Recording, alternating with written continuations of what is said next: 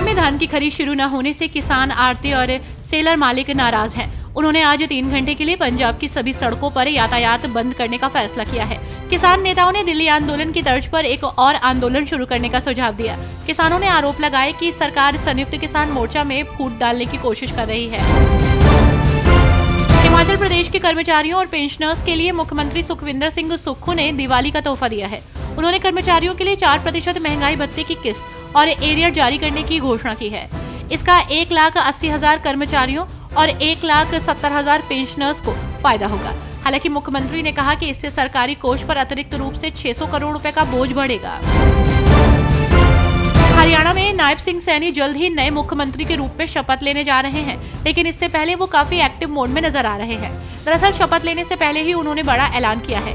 निवर्तमान मुख्यमंत्री नायब सिंह सैनी ने कहा कि बीजेपी की नई सरकार के शपथ ग्रहण से पहले ही करीब 25,000 पदों के लिए भर्ती परीक्षाओं के परिणाम जल्द ही घोषित कर दिए जाएंगे। 5 महीने के बाद पंडोह टकोली 4 लेन का निर्माण कार्य फिर से शुरू हो गया है।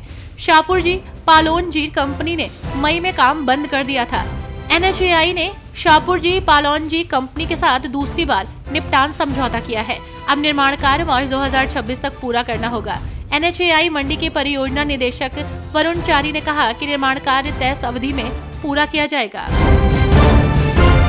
बद्रीनाथ धाम में पौराणिक काल से चली आ रही परंपराओं के अनुसार हर साल कपाट बंद होने की तिथि विजयदशमी पर्व पर घोषित की जाती है।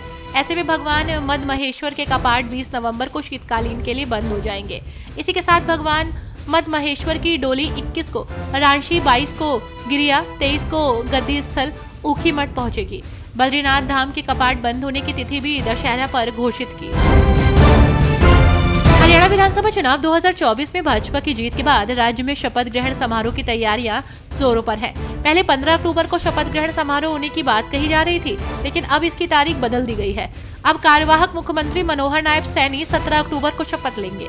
उनके शपथ ग्रहण समारोह में प्रधानमंत्री नरेंद्र मोदी भी मौजूद रहेंगे। चुनावी नतीजों के आने के बाद अब जम्मू कश्मीर में नई सरकार का गठन होने जा रहा है। उमर अब्दुल्ला को मुख्यमंत्री पद की जिम्मेदारी सौंपी गई है। उमर अब्दुल्ला 16 अक्टूबर को मुख्यमंत्री पद की शपथ लेंगे।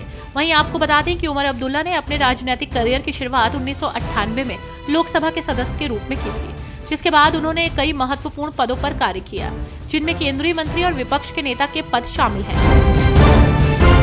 केंद्र सरकार ने सिख फॉर जस्टिस पर लगे प्रतिबंध को 5 वर्ष के लिए बढ़ा दिया है।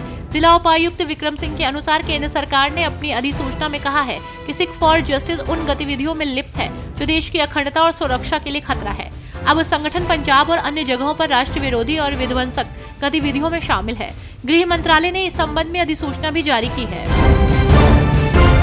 ओबीसी आयोग की आरक्षण की सिफारिशों पर नई सरकार की मोहर के बाद ही पंचायत और स्थानीय निकाय चुनाव का रास्ता साफ होगा। ओबीसी आयोग आरक्षण को लेकर काम कर रहा है। आगामी आरक्षण सिफारिशों की रिपोर्ट सरकार को सौंपी जाएगी। लोकसभा और विधानसभा के सफल चुनाव संपन्न होने के बाद पंचायत चुनाव को लेकर राज्य चुनाव आयोग ने सक्रियता बढ़ा दी है। ग्रामीण क्षेत्रों के विकास के लिए पंचायतें अहम भूमिका निभाती हैं। झारखंड में चुनावी तारीखों के ऐलान होने से पहले ही प्रदेश में तैयारियां तेज हो गई हैं। इस बीच रामगढ़ के लोगों को विधायक सुनीता चौधरी ने 1 करोड़ की योजनाओं की सौगात दे दी है। इस दौरान आजसू पार्टी के केंद्रीय सचिव मनोज कुमार महतो भी मौजूद थे।